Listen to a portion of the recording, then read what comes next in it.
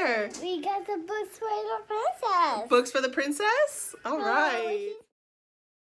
Hola y'all, welcome back to my channel. You are watching Shelly Flowers Reads and Writes, where I talk about all things related to reading and writing. That background noise you hear is my daughter currently making bubbles with her orange juice as she sits next to me. My husband went out to run some errands and I wanted to try and bank a few videos for today, so I do apologize if you hear some noise in the background. Hopefully it doesn't last too long. Today I wanted to talk about some books that I plan on reading this month to celebrate Hispanic Latino Heritage Month. Now my dog is running over the cord for my ring light and I'm just like, I really can't catch a break right now.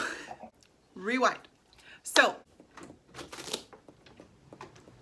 of course, now my husband decides to walk through the door.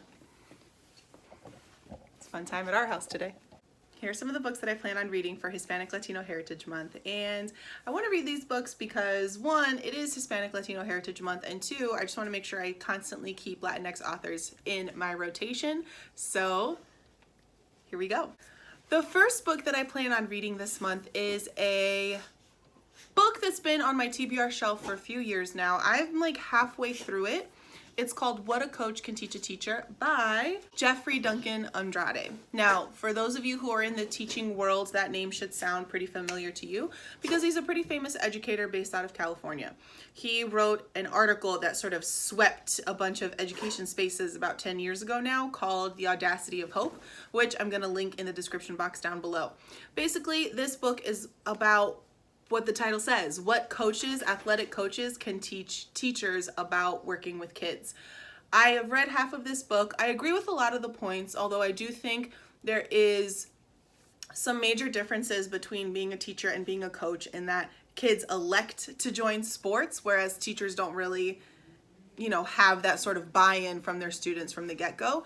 But I do also think that as educators, we are so much more than just people who are spewing out information and hoping that our kids pick it up. We've got to make sure we're also doing our part to motivate kids and to build community, and that's a lot of what this book talks about.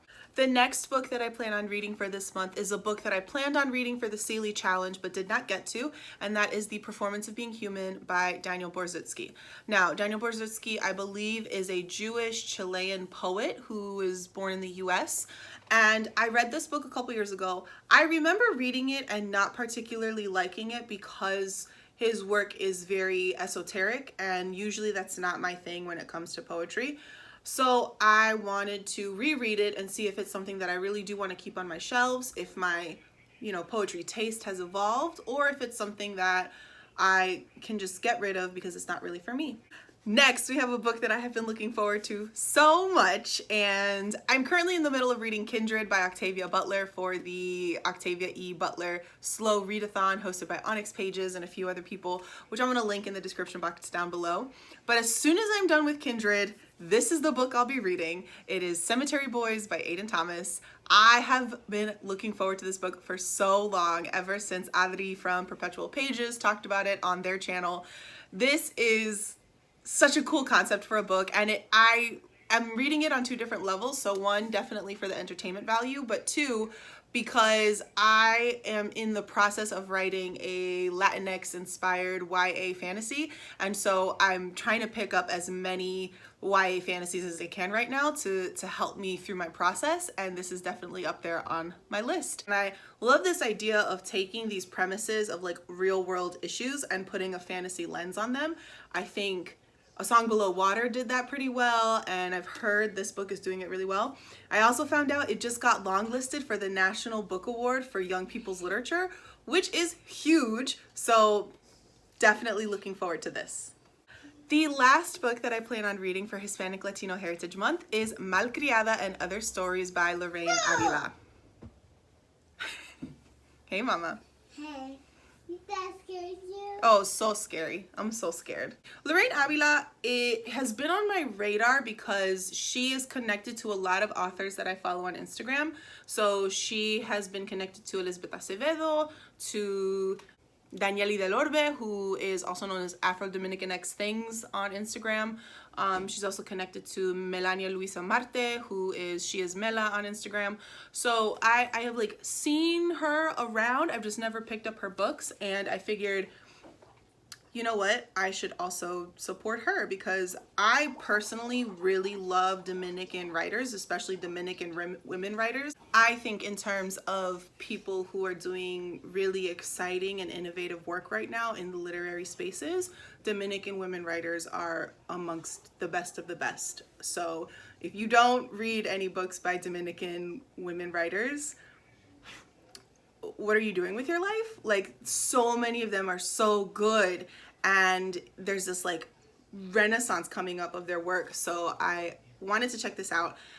I also wanted to check out this book because over the summer she came out about her experience of being sexually assaulted by Tony Peralta. So for those of you who don't know, he is the leader of the Peralta Project, which is a New York-based Latinx-owned shop.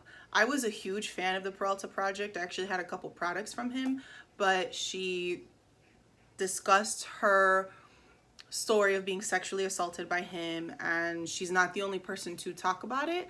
But when I found out that she had a book, and I've seen her pop up so much on my Instagram, I knew this was an artist that I really want to support and want to make sure that I keep on my radar. That is pretty much it for me. That's what I plan on reading for Hispanic Latino Heritage Month. Now, of course, because this month actually starts in mid-September and ends mid-October, I will be reading other books in between. I have a September TBR that I still plan on getting through. I have my assistant here who's gonna help me read some of these books, right, Mama? Right. So that is pretty much it from me today. If you liked what you saw, go ahead and hit like and subscribe. I also have a couple books for sale. You can find their links down in the description box below. I post videos every Wednesday and Sunday, sometimes Friday. You can find me on all social media platforms as @ShellyFlowers. All right. Ciao, y'all. Say bye. Bye.